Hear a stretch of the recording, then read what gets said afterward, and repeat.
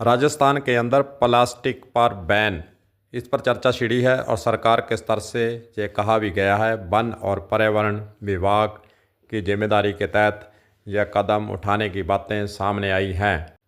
लेकिन धरातल पर देखा जाए तो न वन है और न पर्यावरण और न फिर प्रदूषण विभाग के कदम इस ओर बढ़ते नजर आए हों, ऐसा दिखाई नहीं देता है। लेकिन कदम सरकार का अच्छा है, प्लास्टिक पर बैन होना चाहिए। लेकिन चलिए सुनते हैं कि प्लास्टिक पर पहले कब कब बैन लगाए गए, उसके बाद फिर कितना धरातल पर उसका असर हुआ और उसके बाद प्लास्टिक से क्या क्या नुकसान लोग झेल रहे हैं, पशु पक्षी झेल रहे हैं। इस पर करते हैं थोड़ी सी बात, बने रहें हमारे साथ।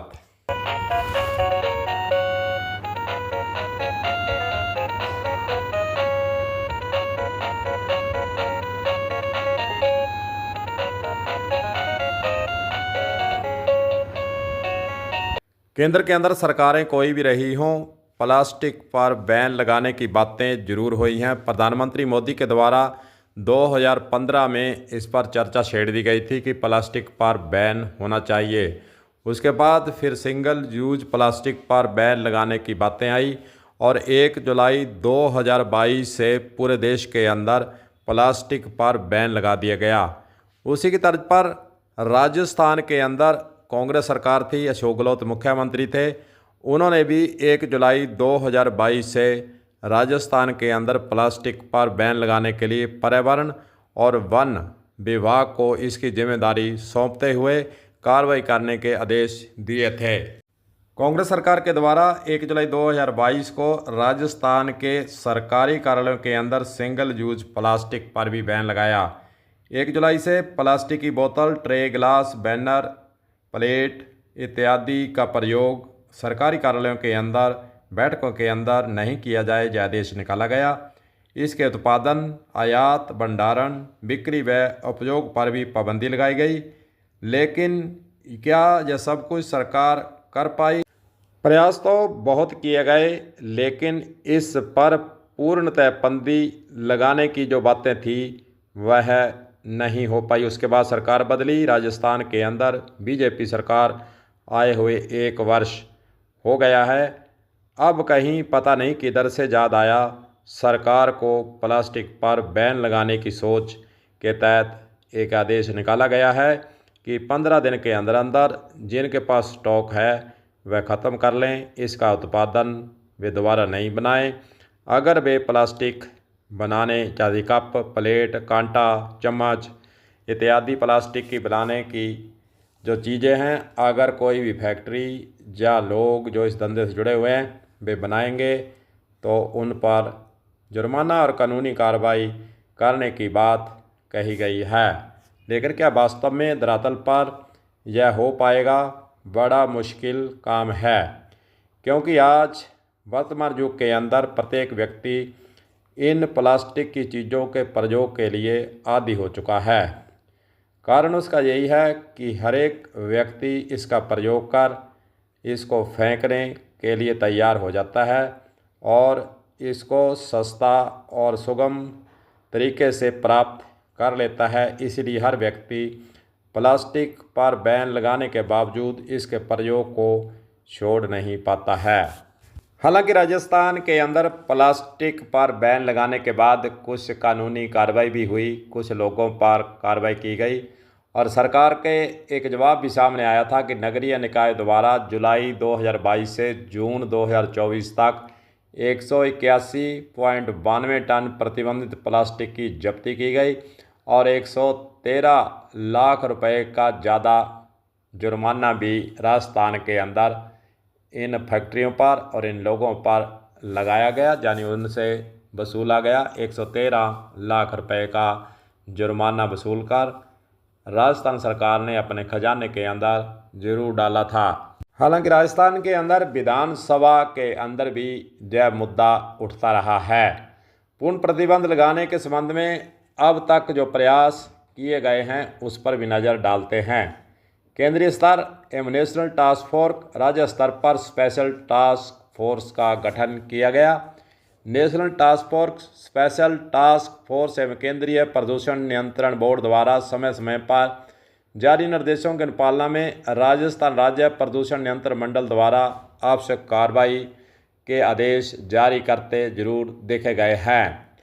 प्रतिबंधित प्लास्टिक सामग्री के दुष्प्रभावों के संबंध में जन जागरूकता, जन भागीदारी के माध्यम से प्रतिबंध का प्रभावी क्रियान्वयन करने के लिए राजस्थान राज्य प्रदूषण नियंत्रण मंडल द्वारा प्रतिबंधित प्लास्टिक वस्तुओं का निर्माण करने वाली इकाइयों एवं इनके भंडारण, विक्रय एवं परिवहन के संबंध में जानकारी प्राप्त करने वाले नागरिकों के लिए पारितोषिक योजना यानी इनाम देने की योजना भी जारी की गई थी। अगर हम प्लास्टिक के जो बर्तन जो प्लास्टिक को प्रयोग करते हैं उसके नुकसान की ओर नज़र दौड़ाते हैं तो इसका भारी नुकसान भी होता है। प्लास्टिक के बर्तनों में मौजूद हानिकारक रसायन भोजन और पानी में मिलकर स्वास्थ्य संबंधी समस्याएं पैदा कर देते हैं। इसके अलावा प्लास्टिक के बर्तनों का उत्पादन और निपटान पर्यावरण को दूषित करता नजर आता है, जिससे मिट्टी, पानी और हवा में प्रदूषण फैलता है। साथ ही प्लास्टिक के बर्तन आसानी से खराब हो जाते हैं और इनका उपयोग टिकाऊ के रूप में भी नहीं देखा जाता है।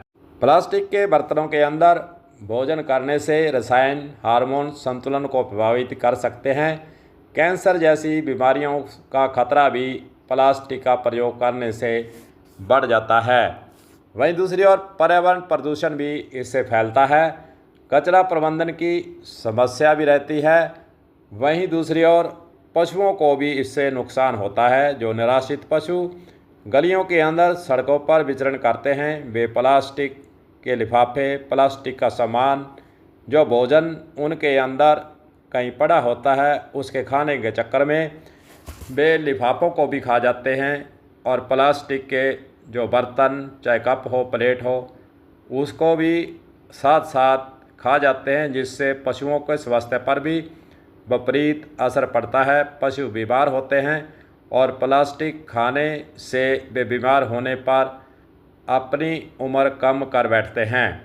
अगर हम प्लास्टिक के चीज़ों के प्रयोग की बात करें तो सबसे ज़्यादा नुकसान शहरी क्षेत्र के अंदर जो नाली बनाई गई है, जो बड़े खाले बनाए गए हैं, यानी बड़े नाले बनाए गए हैं जिनसे पानी की निकासी होती है, वे अवरुद्ध होते हैं। इसीलिए पानी रुक जाता है और साफ सफाई व्यवस्था, स्वच्छ अभियान पर विपरीत असर इस प्लास्टिक के प्रयोग के कारण हो रहा है। सीवरेज की बात करें तो सीवरेज चौक होना, नालियाँ चौक होना और फिर मच्छर पैदा होना, साफ़ सफाई नहीं होना, ये शिकायत ज़्यादातर रहती है।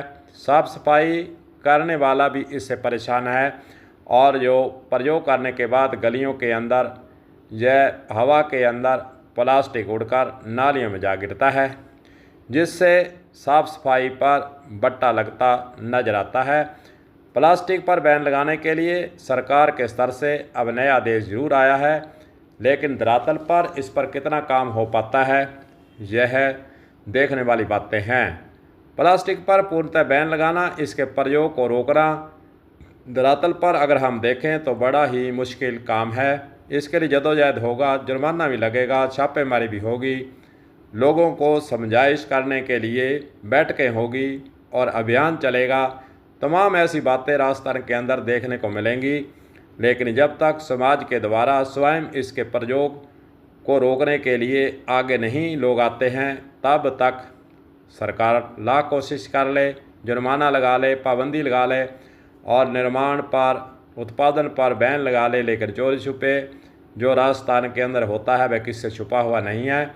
लेकिन समाज अगर उठकर आ जाए, जाग जाए और प्रयोग स्वयं ही बंद कर दे, प्लास्टिक के लिफाफों के अंदर प्लास्टिक के द्वारा जो उत्पादनकार वस्तुएं बनाई गई हैं उसके प्रयोग को रोक दे, तो फिर यह सफल अभियान हो सकता है। देखते हैं 15 दिन के बाद राजस्थान के अंदर प्लास्टिक पर बैन पर कितना होता है काम।